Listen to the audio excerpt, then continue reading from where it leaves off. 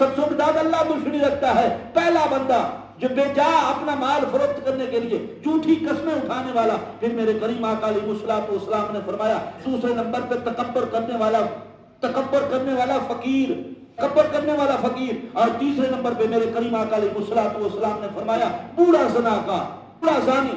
پہلے نمبر پہ سامعین محترم جھوٹی قسمیں اٹھانے والا وپاری اور تکبر کرنے والا فقیر اور زناکار بوڑھا، اور چوتھے نمبر پہ میرے کریم آقا علیہ الصلوۃ والسلام نے فرمایا عوام پہ ظلم کرنے والا حاکم، عوام پہ ظلم کرنے والا حاکم۔ سامعین محترم ظلم کرنے والا حکمران، چاہے وہ وزیر ہو، چاہے وہ بادشاہ ہو، چاہے وہ صدر ہو، عوام پہ ظلم کرنے والا حکمران۔ حکمران صرف یہ نہ سمجھنا کہ پورے پاکستان کا جو حکمران ہوگا، ملک کا جو حاکم ہوگا وہ حکمران ہوگا، اور بھائی گھر کا بھی حکمران ہوتا ہے، گھر کا ایک حکمران ہوتا ہے، گھر کا جو سربراہ ہوتا ہے وہ گھر کا حکمران ہوتا ہے، علاقے کا جو سربراہ ہوتا ہے وہ علاقے کا حکمران ہوتا ہے، ضلع کا جو سربراہ ہوتا ہے وہ ضلع کا حکمران ہوتا ہے۔ سامعین محترم ہم نے دیکھنا ہے کہ اللہ تبارک تعالیٰ ہم سے دشمنی تو نہیں کر رہا یا ہم اللہ کے دشمن تو نہیں بن رہے، تو میرے کریم آقا علیہ الصلوۃ والسلام نے فرمایا یہ چار بندے ہیں جن سے اللہ دشمنی رکھتا ہے۔ اگر گھر کے حاکم ہو، گھر کے سربراہ ہو، بیٹی کا مال کھاؤ گے تو سامعین محترم تب بھی ظلم ہے،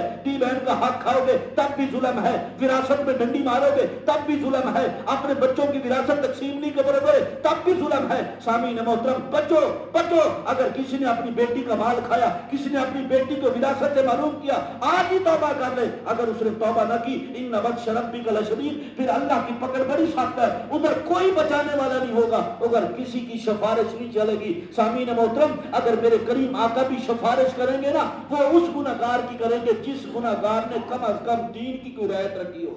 سامعین محترم ہم بیٹیوں کا حق کھا کریں، ماشاءاللہ سنت رسول ایسی رکھ کریں، اور ہاتھ میں تسبیح پکڑ کے ہم بڑا خوشی خوشی، حاجی صاحب نے 14 حج کیے ہیں، 5 عمرے کیے ہیں، 14 حج کیے ہیں جی۔ حاجی صاحب ہر سال جاتے ہیں، کبھی حاجی صاحب سے پوچھا ہے حاجی صاحب بیٹی کو 5 کلے زمین کے دینے تھے وہ دیے ہیں؟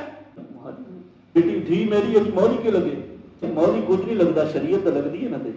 تو سامعین محترم ایسا کام نہ کرو یار، اللہ کی پکڑ بڑی سخت ہے۔